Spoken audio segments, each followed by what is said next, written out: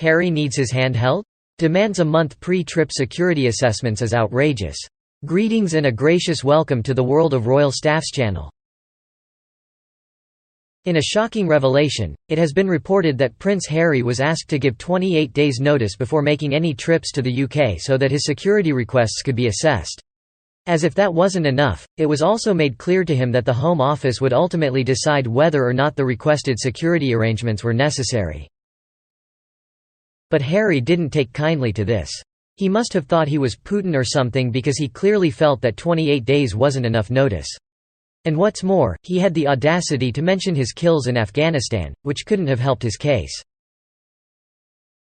It's such common sense that most working royals only get protection while they are performing their duties. So why should a non-working royal get it? Harry and his wife Meghan Markle are simply using their security complaints as a way to make themselves look important. But the truth is, they're not important at all. Nobody gives a damn about them, and their poor little egos are hurt because they're not being pursued like Diana or Catherine. But that's not stopping the entitled duo from wasting taxpayer money on frivolous lawsuits. They're trying to make themselves feel important by making everyone else foot the bill. They need to realize that they're just celebrities now and need to make their own damn security arrangements like every other private citizen. Harry, of course, didn't take kindly to this either. In fact, he was furious. He demanded that the Home Office committee responsible for royal security give him an example of someone with the same threat assessment as him who had received no security after leaving public duty. And to add fuel to the fire, he criticized the arrangements for his family's visit to Britain in June 2021 for the memorial events for Diana, Princess of Wales, describing them as patchy, disjointed and inadequate. It's all just a big mess, really. And to make matters worse, details of the dispute between Harry and the Home Office have been revealed in legal documents relating to his libel claim against the Mail on Sunday. He's alleging that they made a false claim concerning his willingness to pay for his own police protection in the UK. But honestly, it's hard to feel sorry for the guy. He's just another entitled royal who thinks he's above everyone else. Maybe it's time for him to take a long, hard look in the mirror and realize that he's not as important as he thinks he is. Prince Harry is not taking the accusation of attempting to keep his legal battle with the Home Office secret and spinning the dispute lightly.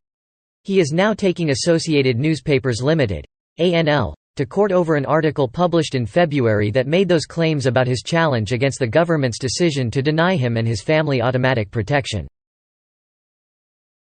The article in question also claimed that the Duke had offered to pay for his own protection, which he says is a blatant lie. His legal team argues that the article was published with a clear intent to damage his reputation and credibility. Prince Harry won a judicial review against the Home Office's decision to deny his family automatic security in September 2021, but the bitterness of the dispute over security arrangements has continued. The date for the hearing against ANL has not yet been set, but the documents released as part of the legal battle show the Duke's determination to clear his name and defend his actions. In a summary of his legal action against the Home Office's Executive Committee for the Protection of Royalty and Public Figures, RAVEC, Prince Harry's legal team expressed concern over his safety and security during future visits to the UK. They cited intense media scrutiny, hostile social media attention, and targeting by violent extremists, which they attribute to his 10 years of military service in the British Army, his wife's race, and their involvement in social justice initiatives. However, some argue that if Harry genuinely fears for his and his family's safety, then he should simply avoid travelling to Britain altogether. After all, there is no compelling reason for him to visit the country. Some even go so far as to suggest that his legal action is without merit and should be dismissed outright. Nonetheless, it remains to be seen how the case will unfold and what further details will emerge. It's ridiculous that Harry could even bring this lawsuit and that it's gone on for so long. He has no rights, and it's about time someone told him. This should be thrown out. Can Parliament pass a law now to put a stop to whatever grounds he's using? Honestly, someone needs to tell Harold to sort himself out. The government doesn't have to convince him of anything. What he would like is well documented. He should have stopped at wanting a pony. But no, he's making himself out to be some kind of supposed target by the Taliban, who even guffawed over his claim and pointed out that there wasn't any evidence. And don't even get me started on his supposed threat by al-Qaeda in Spain, which really doesn't make sense. Were they calling the Taliban liars? All of this would only encourage him to script further and more dangerous scenarios. We would like him to prove to us that he's not self-destructing. He's a stupid twatwaffle with his suicide by cop contrivances. Here's the thing, Princess Anne, who is a working royal and lives in a private estate, doesn't get security when not on royal duty. Yet somehow, a non-working royal has no balls wants full-time security for him and his family. In the past, he might have complained that the Queen's spoiled son, Andrew, got full-time publicly funded security after he stepped down from royal duties. Well, that's all gone now. I am sure as this progresses, more details will come out, and we will enjoy them. These things never turn out how Harry and his wife hope, and every time they try it, they reveal more details that make things worse for them in the long run.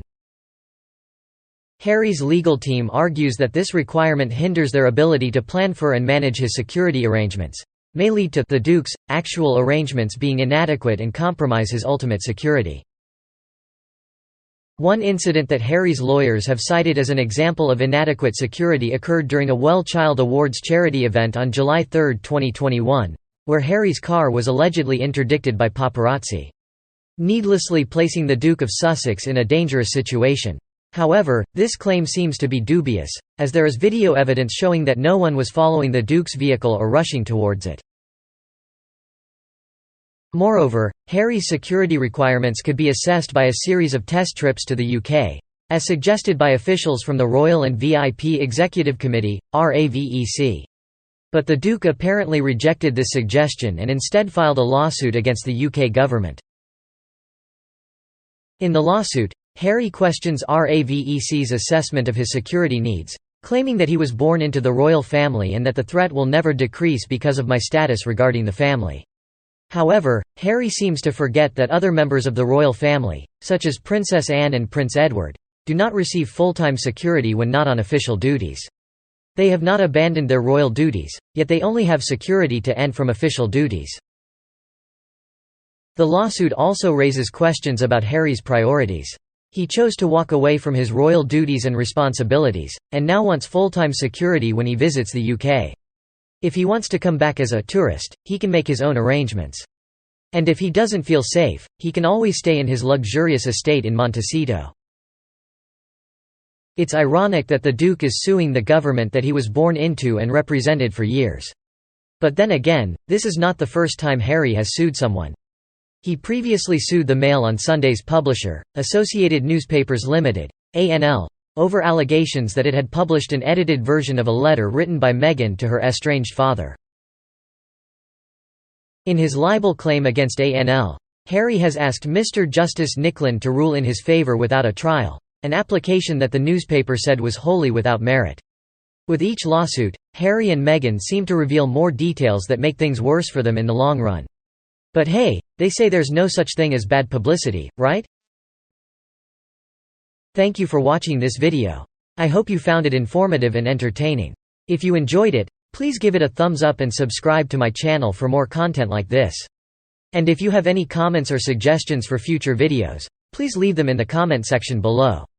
Thank you again for your support, and I'll see you in the next one.